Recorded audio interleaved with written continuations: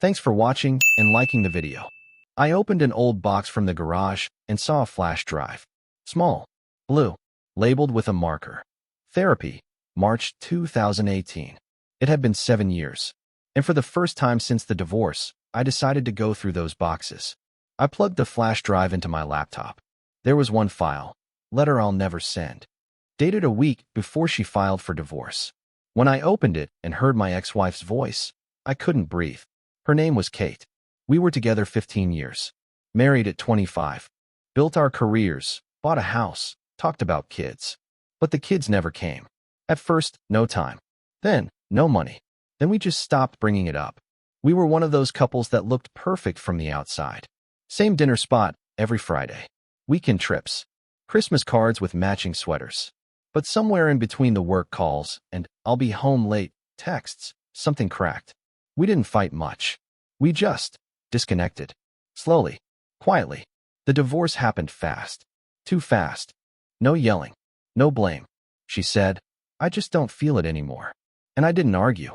I remember that day clearly, sitting at the kitchen table, the one we picked out together from that overpriced furniture store downtown. She spoke so calmly, like she'd already practiced every word. And me, I just nodded. I thought I understood. I thought maybe we both needed space, a clean break, a restart. She moved out a week later.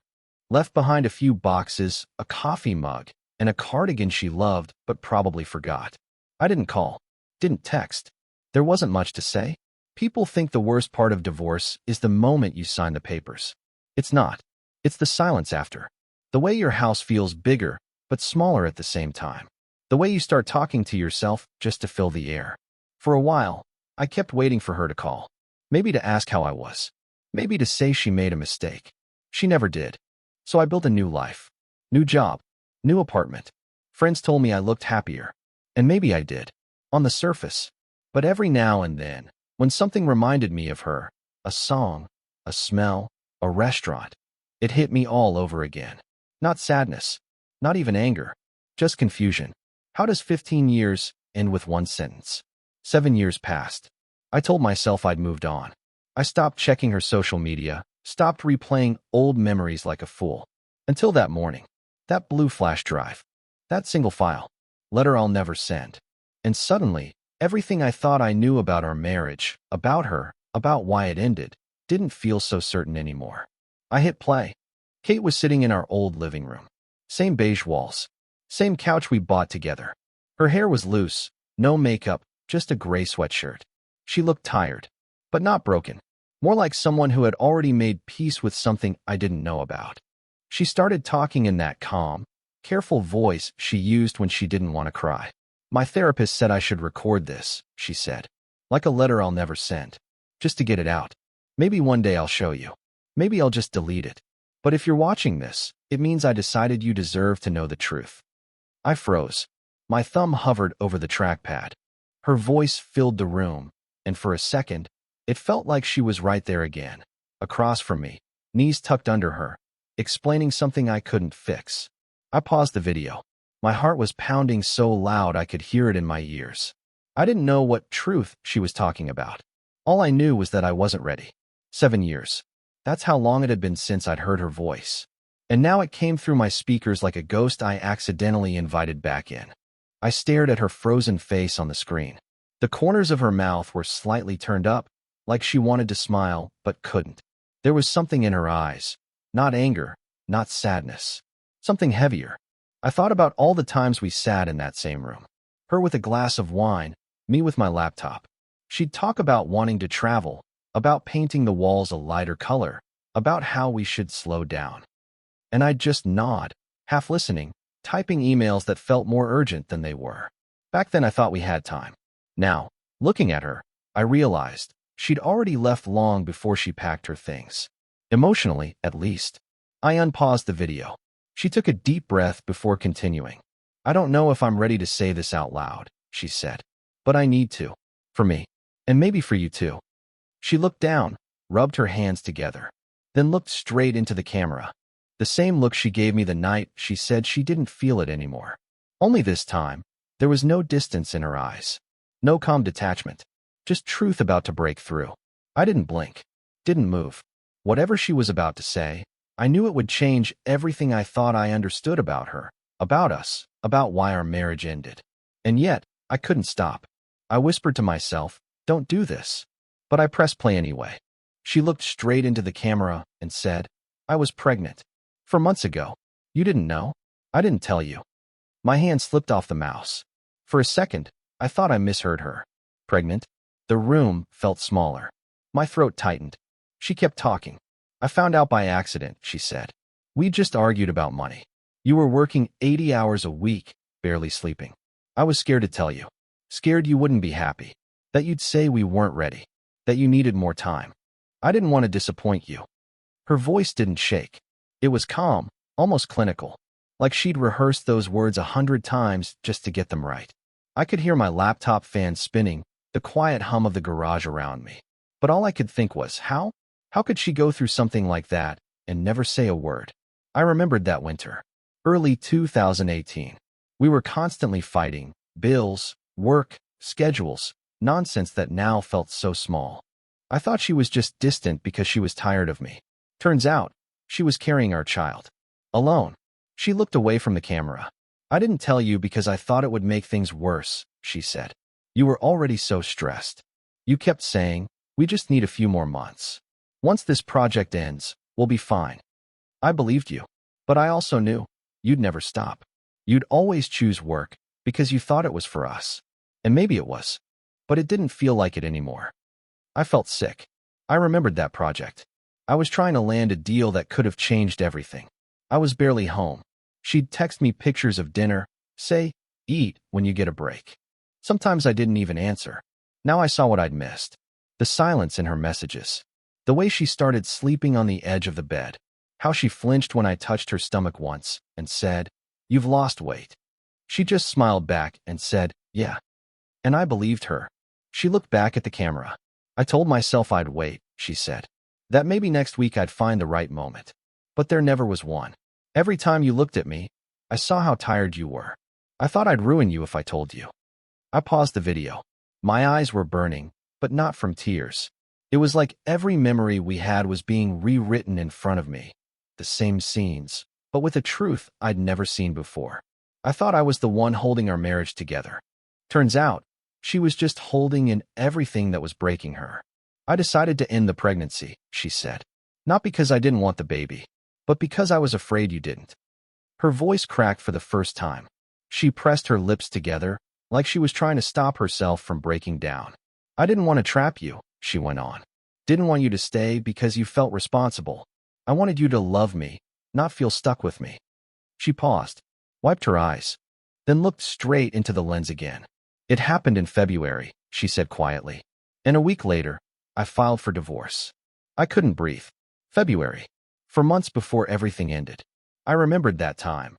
The cold, the tension, how she started leaving early for appointments. I didn't ask questions. I thought she was meeting friends or running errands. She said, "After that day, I couldn't look at you the same. Every time you talked about our future, about kids, vacations, the next chapter, it felt like a lie. Because I knew what I'd done, and I couldn't tell you. I was terrified that if I did, you'd never forgive me. Or worse, you'd say it's okay, and we'd go on pretending everything's fine." Her face looked pale under the living room light. The same lamp we bought together on sale, the one that always flickered when it got too warm. I stared at her frozen image and realized I'd been living next to a stranger that whole winter. I remembered how I'd come home late and find her sitting on that same couch, scrolling through her phone, pretending to read. She'd smile when she saw me and ask how work was. And I'd say busy. Always busy. Then I'd shower, eat leftovers, fall asleep beside her without noticing that she'd been crying. She whispered, "I thought I was protecting you. But really, I was just protecting myself." Her voice dropped to almost nothing. "I made a choice. And now I live with it. Every day." For a moment, she just sat there. No words. Just silence. I could see her shoulders trembling. She took a deep breath and tried to steady herself. That's when it hit me. She didn't leave because she stopped loving me. She left because she couldn't stand to see me without remembering what she'd done. I shut the laptop. The room spun. I felt like I'd just lost something twice. The child I never knew existed, and the woman I thought I'd understood. All those nights I blamed myself for not being enough, for not fighting harder. I had no idea what she'd been carrying. And now, 7 years later, I was the one left holding it. I opened the laptop again. My hands were shaking, but I pressed play. Kate sat a little closer to the camera now. Her eyes were red, but her voice steady. After the procedure, she said, I started seeing a therapist. I couldn't sleep. I kept replaying everything in my head. What if I was wrong? What if you would have been happy?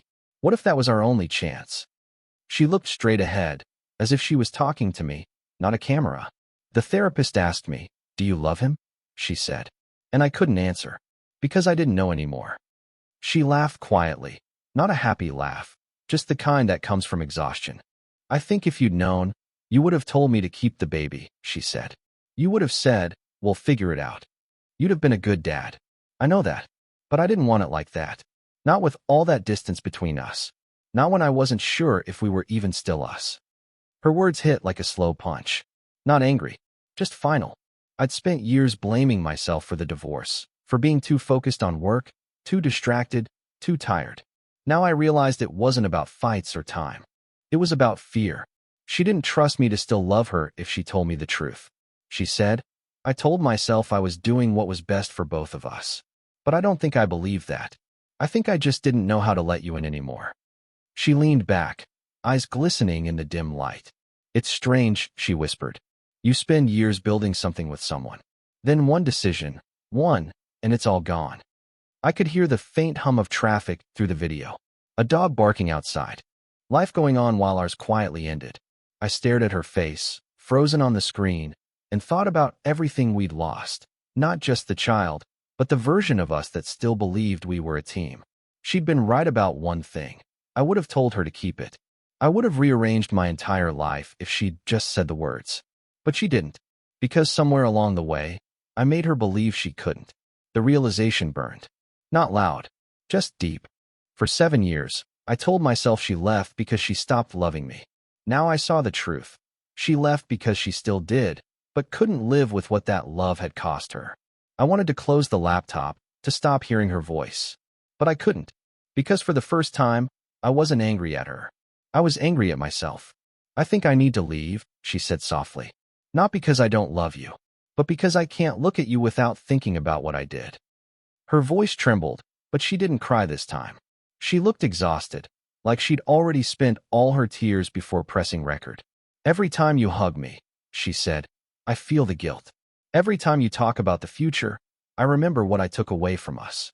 I can't keep pretending I'm okay. The video froze for a split second, then continued. The image flickered, her voice cracking through the static. I don't expect forgiveness, she said. And maybe one day you'll hate me for this. I think I'd understand if you did. But I can't stay. Not after this. Then the screen went black. No music. No closing words. Just silence. I sat there for a long time, staring at the reflection of my own face on the blank screen. The air felt heavy. My chest numb. I didn't know what I was supposed to feel. Anger? Sadness? Maybe both. But mostly, I felt something worse, disbelief. That for all those years, I'd lived in a version of my marriage that wasn't real. Everything I thought I knew, the reason she left, the story I'd told myself to move on, none of it was true. She didn't walk out because she stopped caring. She walked out because she couldn't forgive herself. I leaned back in the chair, my hands over my face. 7 years. 7 years thinking she just gave up on us. And now, learning that she was the one who'd carried the heaviest part of it alone. I wanted to be angry, to shout, to throw the laptop. But I couldn't. Because I knew, deep down, she wasn't wrong. I wasn't there. Not really. I was working, chasing numbers, telling myself it was for us. I thought love meant providing, fixing, building. But maybe she needed something simpler, someone to see her, to notice she was breaking. I'd spent years resenting her silence. And now, I understood that it came from a place I helped create. The more I sat there, the less I could separate the pain from the clarity. It all blurred together, love, guilt, regret. I replayed the last second of the video, the part where the screen went dark. She didn't say goodbye. She just stopped talking. And maybe that was the real ending. Not the divorce papers, not her moving out. Just the silence between us that neither of us knew how to fill. I could have called her, could have texted, could have said, I know. I saw the video. But what would that change? 7 years had passed. She had a new life now. I knew that much. I'd seen her profile once, by accident. Someone I followed liked one of her posts. She was smiling in a backyard, sunlight hitting her hair. A man beside her, a ring on her finger. 2 kids, a boy and a girl, running through the sprinkler behind them. I stared at that picture for a long time. Not out of jealousy, just trying to understand how someone could rebuild so completely while I was still stuck in the same loop. I thought about reaching out. Typing. I found the flash drive. Then deleting it. Typing again. Deleting again. I must have done that a dozen times. I imagined how it would go. She'd answer, confused at first. Then maybe say she was sorry I saw it. Or maybe she wouldn't reply at all. And I realized it wasn't about her anymore. For years, I carried this quiet resentment. Told myself she was selfish, that she quit on us. But now, I had to face the truth. I wasn't angry at her. I was angry at myself. Because I let her feel alone in something we both created. Because I made her think she couldn't come to me with the hardest thing in her life. I picked up my phone again. Her contact was still saved, Kate. A few days later, I watched the video again. Not the whole thing, just the end. Something told me I'd missed something. When the final seconds played, after she wiped her eyes and reached to turn off the camera, I noticed it. A small breath, a whisper I hadn't heard the first time. She said, almost under her breath, I'll probably never show you this. Because I'm scared. Scared you'll hate me. Or worse, that you'll forgive me. And we'll stay together out of pity. Then she paused. Her hand was still on the camera, but she looked back at it one last time. If you ever see this, she said, just know, I don't regret what I did. I regret not letting you choose. You deserve that. You deserve to be part of it. The screen went black again. I sat there frozen, the echo of her voice still in my head. It wasn't an apology. She wasn't asking for forgiveness.